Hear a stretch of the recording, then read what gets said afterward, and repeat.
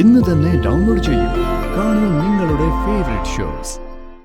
വിഷ്ണുവേട്ടന്റെ കൂടെ അവസാന സമയത്ത് ഒരു സ്ത്രീ ഉണ്ടായിരുന്നു എന്നാ പറയുന്നത്. പക്ഷെ അത് രേഷ്മയാണോ അല്ലയോ എന്ന് അറിയണം. അത് രേഷ്മയാണെങ്കിൽ ഈ പറയുന്നതെല്ലാം സത്യ. പക്ഷെ അവളത് സമ്മതിച്ചു തരുന്നില്ല. അപ്പൊ അതിനർത്ഥം അവിടെ ദഹിപ്പിച്ചത് മറ്റാരുടെ ബോഡിയാണെന്നല്ലേ? ഇതെല്ലാം നമ്മുടെ ചിന്തകളാ. ചിന്തകളെല്ലാം ശരിയാവണമെന്നില്ല. പക്ഷെ ഇതൊന്നും ഈ അവസരത്തിൽ തട്ടിത്തെറിപ്പിച്ച് കളയാനും പറ്റുന്നില്ല. വിഷ്ണുവേട്ടന്റെ ജീവിതത്തിൽ രേഷ്മയുടെ സ്ഥാനം എന്തായിരുന്നു? വെറും സഹപാഠി എന്നതിലപ്പുറം മറ്റെന്തെങ്കിലും ഉണ്ടായിരുന്നോ? ഒരുപാട് ചോദ്യങ്ങൾ ബാക്കിയാക്കി വിഷ്ണുവേട്ടൻ ഇങ്ങനെ മറഞ്ഞിരിക്കുമ്പോ എന്താ അമ്മ ഞാൻ മനസ്സിലാക്കേണ്ട?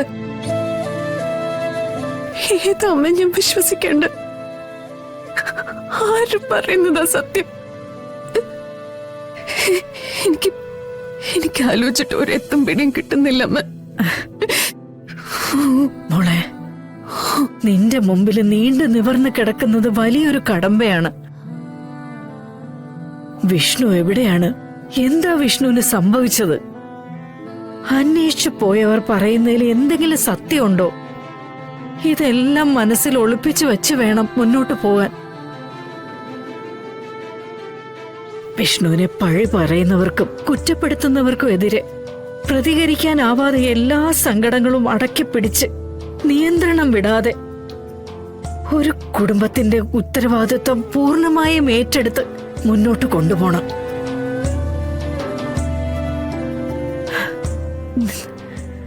നിന്റെ കണ്ണ് നിറയുന്നതിലല്ല മോളെ ഇവിടെ നീ പരിഗണന കൊടുക്കേണ്ടത്.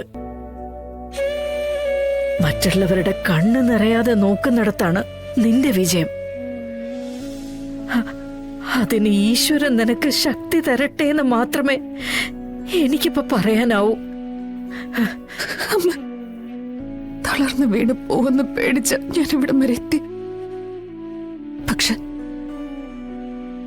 ഞാൻ തളരില്ല. ഞാൻ തളർന്ന ഇതിന്റെ സത്യാവസ്ഥ എന്താണെന്ന് എനിക്കറിയാൻ പറ്റില്ല.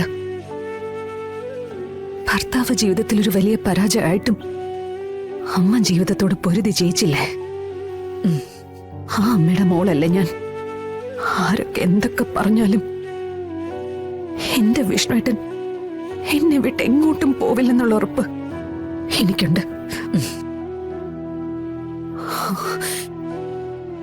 അതൊന്നും മാത്രം മനസ്സിൽ കണ്ടുകൊണ്ട് ഞാനൊന്ന് പൊരുതി നോക്കട്ടെ. എന്റെ മക്കൾക്ക് വേണ്ടി എനിക്കിവിടെ ജീവിച്ചേ ഒക്കൂ. ഒരിക്കലും തോൽക്കരുതെന്ന് പറഞ്ഞുകൊണ്ടല്ല മുന്നോട്ട് പോകേണ്ടത്. ഒരിക്കലും തോൽക്കാൻ ഞാൻ നിന്ന് കൊടുക്കില്ല എന്ന് പറഞ്ഞുകൊണ്ടാണ് മുന്നോട്ട് പോകേണ്ടത്. അങ്ങനെയാണെങ്കിൽ ആര് തോൽപ്പിക്കാൻ നോക്കിയാലും എന്റെ മോള് ശാലിനി തോൽക്കില്ല. ഇത് എന്റെ അനുഭവത്തിൽ നിന്ന് ഞാൻ പറയുന്നതാ. എല്ലാം ശരിയാവും എന്റെ കുഞ്ഞെ. ശരിയാകാതെ എവിടെ പോവാനാ?